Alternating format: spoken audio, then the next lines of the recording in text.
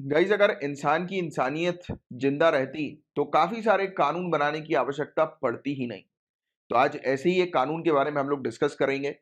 Prevention of cruelty to animals act 1960, पशु क्रूरता निवारण अधिनियम 1960। तो paper two point of view से काफी इंपॉर्टेंट टॉपिक है।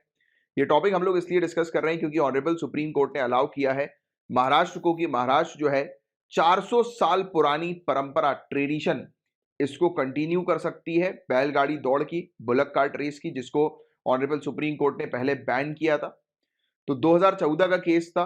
उससे पहले तमिलनाडु सरकार, आप जानते हैं कि तमिलनाडु के अंदर जल्लीकट्टू करके एक हम लोग को आयोजन जो है वो देखने को मिलता है। ये भी एक प्रकार की रेस ही हम लोग को देखने को मिलती है। और ये रेस टाइप की नहीं कहेंगे आप, इसमें होता ये है कि कंट्रोल में किया जाता है बैल को।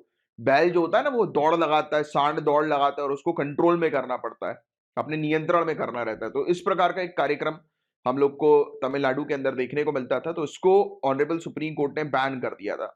और इसी के बाद, इसको बैन करने के बाद, जल्लीकट्टू को बैन करने के बाद, ऑनरेबल सुप्रीम कोर्ट ने महाराष्ट्र के अंदर जो बैलगाड़ी दौड़ जो होती थी उसको भी बैन कर दिया। कहा कि काफी सारे इसमें ऐसे मतलब जैसे एनिमल को प्रोटेक्ट करने के लिए काफी सारे ऐसे प्रोविजंस हम लोग को अलग अलग कानून में देखने को मिलते हैं, जिसका उल्लंघन जो है ये बैलगाड़ी या बुलक कार्ट रेस या बैलगाड़ी दौड़ जो है वो कर रही है महाराष्ट्र के अंदर। राइट। फिर अप्रैल 2017 में महाराष्ट्र असेंबली ने कानून जो है वो लेकर आई, जिसमें कहा कि बैलगाड़ी बुलक कार्ट रेस जो हम लोग को देखने को मिलती है, बैलगाड़ी दौड़ जो हमें देखने को मिलती है, उसको शुरू किया जाए। बट हुआ ये कि 2017 में जैसे ही महाराष्ट्र सरकार ये कानून लेकर आई, बॉम्बे हाई कोर्ट ने एक इंटरिम ऑर्डर के तहत महाराष्ट्र सरकार को राज्य में कहीं भी बैलगाड़ी दौड़ की अनुमति देने से रोक दिया। राइट। और इसके बाद राज्य ने सुप्रीम कोर्ट में अपील दायर करी और फिर फाइनली अभी केस मामला चल ही रहा है। बट ऑनरेबल सुप्रीम कोर्ट ने कह दिया कि जब तक मामला जो है वो रिजॉल्व नहीं हो जाता तब तक आप जो है बुलक कार्ट रेस को कंटिन्यू कर सकते हो। राइट। बट आपको थोड़ा सा ध्यान में रखना है कुछ जो प्रोविजंस है prevention of cruelty to animals act 1960 के। राइट। और कुछ नियम जो महाराष्ट्र सरकार ने बनाए हैं, तो बस उसको आप ध्यान में रखिए और उसको ध्यान में रखते हुए ये बैलगाड़ी रेस कंटिन्यू करें। मतलब कि बैलगाड़ी रेस में पशुओं को नुकसान नहीं पहुंचना चाहिए। राइट। उनका एक्सप्लॉइटेशन नहीं करना है। बाकी आप रेस अभी कंटिन्यू करो जब तक कि इस पर फाइनल जजमेंट जो है वो नहीं आ जाता, पूरा अंतिम फैसला जो है वो नहीं आ जाता कोर्ट की तरफ से। राइट। तो ये चीज हम लोग को अभी के लिए एट प्रेजेंट देखने को मिल रही है। पर आपको prevention of cruelty to animals act 1960 के बारे में थोड़ी सी आइडिया होनी चाहिए। वैसे तो नाम से ही समझ में आ रहा है, prevention of cruelty to animals, क्रूरता, पशु क्रूरता निवारण। तो आप जानते हैं गाइस, काफी सारे लोग तो इतने सनकी होते हैं, वो सिर्फ अपने मजे के लिए पशुओं को मार देते हैं। चलते फिरते पशु को लात मार दी, चलते फिरते कुत्ते को लात मार दी। कुछ लोग में होता है ऐसा कीड़ा, आपको पता होगा कुछ लोग के अंदर ये कीड़ा होता है कि चल रहे हैं, चल के एकदम से कुत्ता दिखा नहीं कि उसमें दे दी रात। ये कोई तरीका है? इस तरीके से करना चाहिए? नहीं करना चाहिए। ये घटिया लोगों की घटिया हरकतें हैं।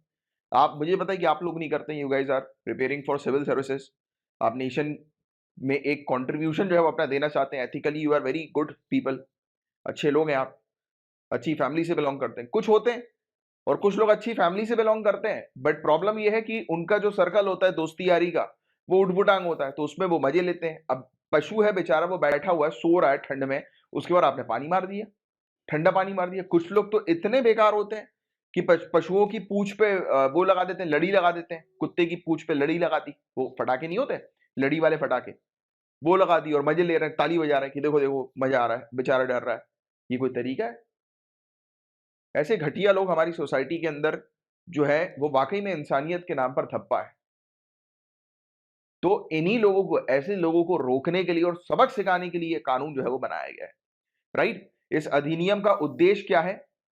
अनावश्यक पीड़ा या जानवरों के उत्पीड़न की प्रवृत्ति को रोकना, prevent the infliction of unnecessary pain और सफरिंग ऑन एनिमल्स। और animal welfare board of India को स्टैब्लिश किया गया 1962 में इसी कानून के सेक्शन 4 के तहत। और ये कानून जो है वो प्रोवाइड कराता है पनिशमेंट की, जो भी व्यक्ति एनिमल्स को जो है वो मारता है क्रूएल्टी, क्रूरता के साथ, मतलब कि उसको मार रहा है, उसको पेन दे रहा है अननेसेसरली। राइट। तो ऐसे व्यक्ति के खिलाफ कार्रवाई होती है। राइट। और इवन ये जो कानून है ये एनिमल्स की डेफिनेशन देता है, एनिमल्स को डिफाइन करता है और अलग-अलग प्रकार के जो जानवर जो विभिन्न प्रकार के जो जानवर जो हमें देखने को मिलते हैं, उनको परिभाषित भी करता है। साथ ही साथ इसमें कुछ गाइडलाइंस भी हैं कि अगर साइंटिफिक पर्पस के लिए एनिमल्स को आप एक्सपेरिमेंट के पर्पस के लिए यूज कर रहे हो तो आपको क्या गाइडलाइंस फॉलो करनी चाहिए, तो वो सब भी इसमें लिखा हुआ है प्रॉपर तरीके से, राइट। और prevention of cruelty to animals, care and maintenance of case property animals rules 2017 भी इसी कानून के तहत आता है। 2017 में कुछ नियम बनाए गए थे। पशु क्रूरता निवारण, पशु संपत्ति की देखभाल और रखरखाव नियम।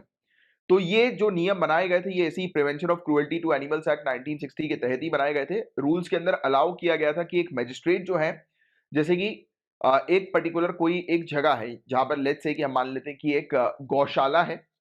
अब उस गौशाला के जो मालिक है वो गाय का सही तरीके से ध्यान नहीं रख रहा, राइट। गाय को मार रहा है अननेसेसरीली, उनको पेन दे रहा है, उनका ध्यान देखभाल उनकी सही तरीके से नहीं कर रहा वो, राइट। गाय गाय का ओनर, गाय का मालिक, तो ओनर को तो अरेस्ट कर लिया जाएगा, बट उन गायों का क्या होगा? तो मजिस्ट्रेट उन गायों को हिरासत में मतलब अपने पास सेफली जो है वो रख सकते हैं एक पर्टिकुलर जगह पर, या फिर इवन उनको जो है वो एडॉप्शन के लिए भी दिया जा सकता है। मतलब ऐसा बोला जा सकता है मजिस्ट्रेट के द्वारा एक ऑर्डर के थ्रू कि इन गाय इतनी फलाना गाय है, इनको कोई व्यक्ति अगर अडॉप्ट करना चाहता है तो वो अडॉप्ट कर सकता है। और जो भी व्यक्ति अडॉप्ट करेंगे उनको भी देखा जाएगा एक बार कि वो सही तरीके से उसकी देखभाल करने लायक है वो व्यक्ति की नहीं है। पहले पूरी चीज देखी जाएगी, फिर उनको वो गाय को दी जाएगी या वो पशुओं को दिया जाएगा। तो ऐसी चीजें भी इसके अंदर है। तो मैजिस्ट्रेट आप थोड़ा सा ध्यान में रखना कि मैजिस्ट्रेट के पास पावर होती है। कल को आप जब डीएम बनोगे ना तो आपके पास भी ये पावर होगी कि इस प्रकार से जैसे कि कोई जानवर को आपने अगर फोरफीट कर लिया, अपने कब्जे में जो है वो ले लिया, हिरासत में जो है वो ले लिया, उसके मालिक को अरेस्ट करने के बाद उसकी प्रॉपर्टी को यानी कि ये जानवरों को, तो आप इनको एक तो इनकी वेलफेयर सेंटर पे भेज सकते हो उनकी देखभाल करने के लिए, राइट। और अगर नहीं तो इनको एडॉप्शन के लिए भी दे सकते हो किसी को। तो ये चीजें हैं तो जो आपको थोड़ा सा ध्यान में रखना है। तो ये था गाइस पूरा वो टॉपिक। मैं उम्मीद करता हूँ बहुत अच्छे से ये न्यूज और ये टॉपिक आपको समझ में आ गया होगा।